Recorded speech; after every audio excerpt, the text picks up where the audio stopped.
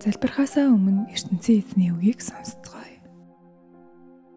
Библийн номонд Марк 11-р бүлгийн 22-оос 24-р ишлэлд Есүс итгэлийн талаар хүчтэй сургаалыг бидэнтэй хуваалцсан байдаг. Есүс дагалдагчтай хариу хэлэхдээ ертөнцийн эзэнд бат итгэх түн хүн ямар ч эргэлзээгүйгээр энэхүү ууланд хандан эндээс хөдлөөд далай руу нүүхтүн гэж хэлэхдээ хэлсэн үг нь биелэгдэнэ гэдэгт итгэсэн бол ертөнцийн эзэн түүнийг нь биелүүлж өгнө гэдгийг би та нарт чин үнээр нь хэлье.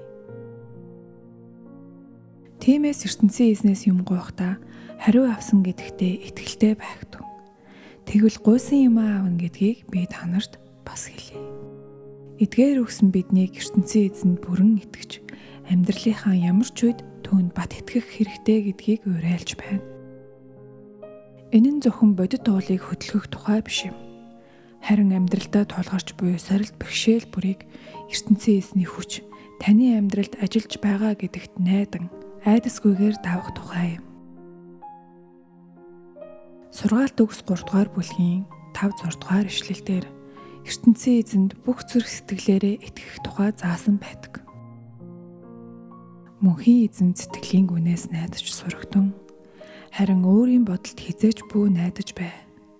Юу ч хийсэн мөнхийн эзний үгийг үндэс болгохтун тэгвэл амьдралын чиг шулуун замыг тэрэл зааж өгнө. Энэ ишлэл биднийг айдас эргэлзээгээ ертөнцийн эзэнд даатгаарай гэдгийг сануулж байна. Амьдрал ойлгомжгүй эсвэл тодорхойгүй мэт санагдах үедч ертөнцийн эзэн бүхнийг илүү өргөнөөр харж байдаг. Амьдралынхаа бүх хэсгийг түүнд даатгаж удирдуулбал тэр биднийг чиглүүлж замыг минь тодорхой болгоно. Дуулал 28-ийн 7 дугаар ишлэлдэр мөнхийн эзэн хүч чадлыг минь сэлбэгч, хаацайлан хамгаалагч, хаал бамбаа минь билээ.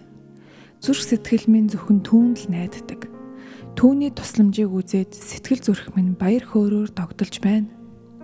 Ая дуугаа түнд өргөн баяр талархлаа дэвшүүлж байна. Эдгээр өгсөн ертөнцийн эзэн зөвхөн таны хамгаалагч биш, мөн таны зүрхийг баяр хөөрөөр дүүргдэг гэдгийг хэлж байна.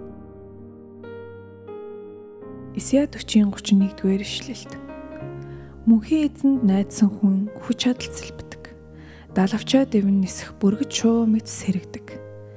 Яаран сандран гүйсэн ч тамир тэнхээ алдахгүй. Явган зам туулсан ч ядарч эцэн унахгүй. Энэ ишлэл бидэнд сануулж байна. Бүхий л зүйлээ ертөнцийн эзэнд даатгаж, итгэж найдснаар бидний хүч ба сүнс шинжлэгддэг. Итгэлтэй хүн тэнгэрт дүүлэн нисэх бүргэдтэй адил юм. ертөнцийн эзэнд найдах гэдэг нь үйлдэлгүйгээр хүлээх биш, харин тэр таны амьдрал ямар ч хүнд байсан даван туулах хүчийг өгөх болно гэсэн итгэлээр амьдрахыг хэлнэ. Залбирах үедээ эдгээр ишлэлүүдийг бодож ертөнцийн эзэн таныг маш их хайрладаг бөгөөд тэр таны алхам бүрд хамт байхыг хүсдэг гэдгийг үргэлж санаарай. Хамтдаа залбирцгаая. Мөнхийн эзэн минь, миний ирээдүй, миний шинэ өдрүүдийг та өөрийн мотортаа хадгалж байдаг. Өнөөдөр таны оршихуйд орж ирэхдээ зүрх сэтгэлээ танд өргөн залбирч байна. Есүс Христийн үнд цусны хамгаалалт миний дээр байх болтугай. Миний амьдралд айдас биш, итгэл ялж байх болтугай. Гуниг гутрал, баяр баясгалангаар солигдох болтугай. Таны амар тайван миний зүрх, оюун бодлыг хамгаалах болтугай. Би бүхий л санаа зовлтоо танд даатгаж байна. Эзэн минь таны гайхалтай хүч чадал миний амьдралд гэрэлтэх болтугай. Таны ариун нэрийг дуудан залбирч байна. Бүхий л эргэлзээ, айдсыг надаас зайлуулж өгөөч. Миний санаа зовнилыг та өөртөө аваач. Та үргэлж надтай хамт байж намайг ивэж байдагт баярлалаа. Таны хамгаалалт, хүч чадал надад хэрэгтэй байна эзэн минь. Учир нь надад тулгардаг сорилт бэрхшээлүүдийг та хамгийн сайн мэдэж байгаа. Энэ мөчөд би игэл даруухнаар таны хүчийг гуйн залбирч байна. Учир нь таньгүйгээр би юу ч хийж чадахгүй. Та бол миний хорогдон нуугдах газар. Хүнд байдалд ороход минь та намайг хамгаалдаг. Тийхүү та намайг авран чөлөөлөхөд эргэн тойронд байгаа хүмүүс баярын дуугаа цойрайт болдог. Ямар ч үед би таны оршихуй дотор амар тайван ба аюулгүй байдлыг олдог гэж хэлсэн байдаг. Луг 10:19-р ишлэлдэр та надад ямар ч дайсныг дарах эрх мэдлийг өгсөн. Таны хараа хяналтанд байгаа надад ямар ч аюул тохиохгүй гэдгийг амласан. Танд талархаж байна эзэн минь. Та надад амьдралын замаар аюулгүй алхах, дайсны бүх залхи мэхийг ялах эрх мэдлийг өгсөнд баярлалаа. Өнөөдөр би таны өмнө ирээд таны хамгаалах хүчинд бүрэн итгэж байгаагаа тунхаглаж байна.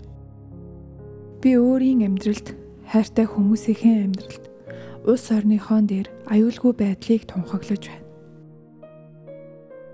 Дайсан миний амьдралд орж ирэх ямар ч эрх мэдэлгүй. Дайсны ямар ч төлөвлөгөө бүтэхгүй. Эзэн минь, та миний цайз, миний бамбай.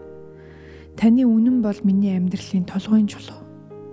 Өнөөдөр амар тайвныг минь алдагдуулах бүхий л муу хүчнээс намайг хамгааж өгөөч гэж би залбирч байна.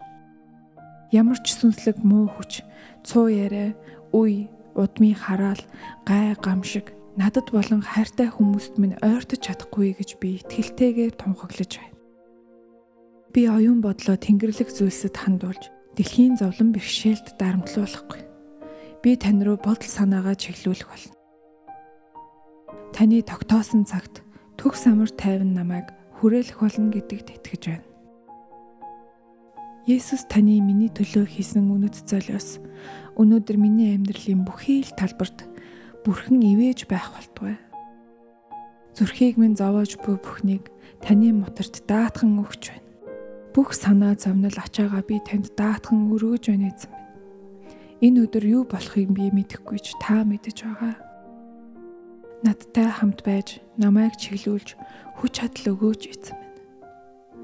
Та бол бүхнийг чадагч, бүхнийг бүтээгч билээ. Танд боломжгүй зүйл гэж нэг ч байхгүй л. Та уусыг хөдөлгөж, тэнгисийг захирдаг. Миний амьдралын бүх асуудал сорилтыг давхуйз, агуу их хүч чадалтай ертөнцийн эзэн минь билээ. Сул дорой үед минь таны хүч миний амьдралд гэрэлтэх болтугай. Өнөөдөр би өөрт байгаа ачаагаа таны хөлд тавьж байна. Айдас давтах биш, харин таны оршихуйд хүчээ шинжлүүлэн баяр хөөрөөр дүүрэх гэхийг сонгож байна. Таны надад өгсөн бүхий л ивэл өрөөл инрэл хайранд би чин сэтгэлээсээ талархаж байна.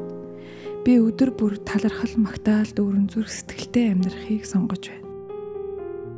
Миний гуйлтыг сонссон тандаа баярлалаа. Есүсийн хүчрхэг үнэт нэрээр залбирч байна. Амен.